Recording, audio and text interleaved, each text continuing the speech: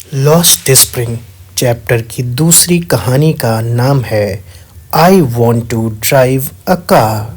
मैं कार चलाना चाहता हूँ, पर घर चलाने के लिए चूड़ियाँ बनानी पड़ती हैं।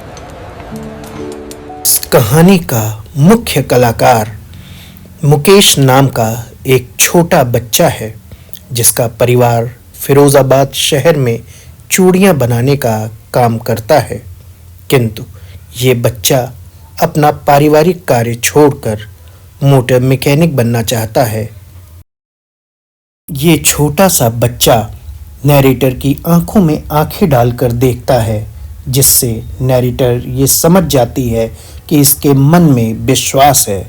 किंतु इसका ये जो कार चलाने का सपना और मोटर मैकेनिक बनने का सपना है, ये पूरा होगा या फिरोजाबाद की धूल में कहीं खो जाएगा, ये बात तो समय ही बता सकता है और इसमें अभी संदेह है।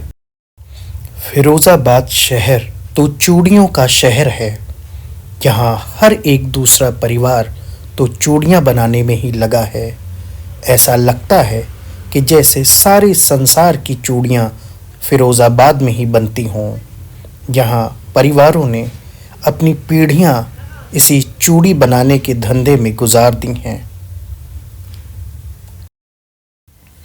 यह विडंबना है कि मुकेश का पूरा परिवार ही चूड़ियाँ बनाने के काम में लगा है और इसी प्रकार फिरोजाबाद के न जाने कितने परिवार ऐसे ही चूड़ियाँ बनाने के कामों में लगे हुए हैं।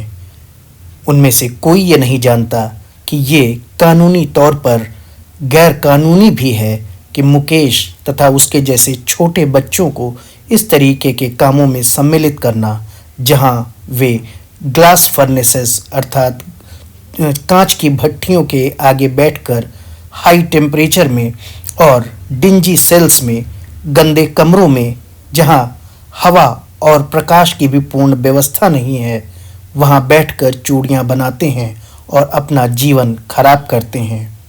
भारत में यदि कानून को सही प्रकार लागू किया जाए तो ये संभव है कि ऐसे न जाने कितने बच्चे इस प्रकार की जेलों से छुटकारा पा जाएंगे और शायद जिंदगी को एक पूर्ण प्रकाश में देख सकेंगे। मुकेश नैरेटर को अपने घर ले जाने के लिए वॉलंटियर करता है और कहता है कि उसका घर रिनोवेट हो रहा है। नैरेटर जब मुकेश के घर जाने के लिए प्रस्थान करती है तो वो उन गलियों से गुजरती है जो बहुत ही बदबूदार हैं, जहाँ नालियों में कूड़ा भरा हुआ है।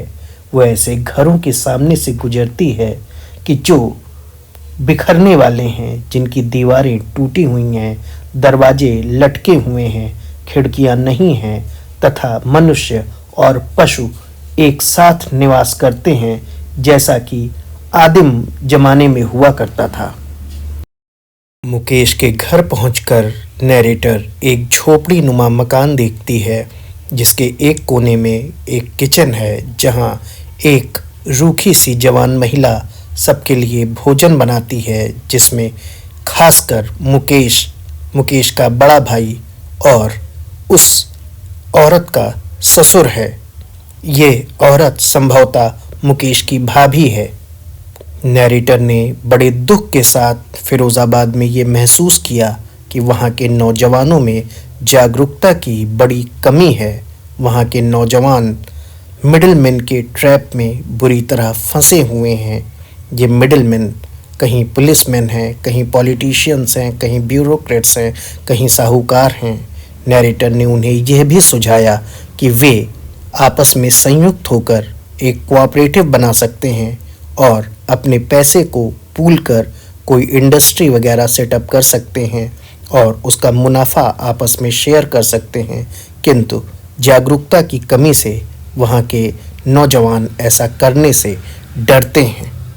नैरेटर जब देखती है कि मुकेश के अंदर एक बदलाव की सोच जागृत हो रही है तो नैरेटर को प्रसन्नता होती है। भले ही मुकेश एक मोटर मैकेनिक बनने की बात करता हो, किंतु वो बदलाव की ओर अग्रसर है। And with this, extending her heartiest good wishes to Mukesh, the narrator signs off.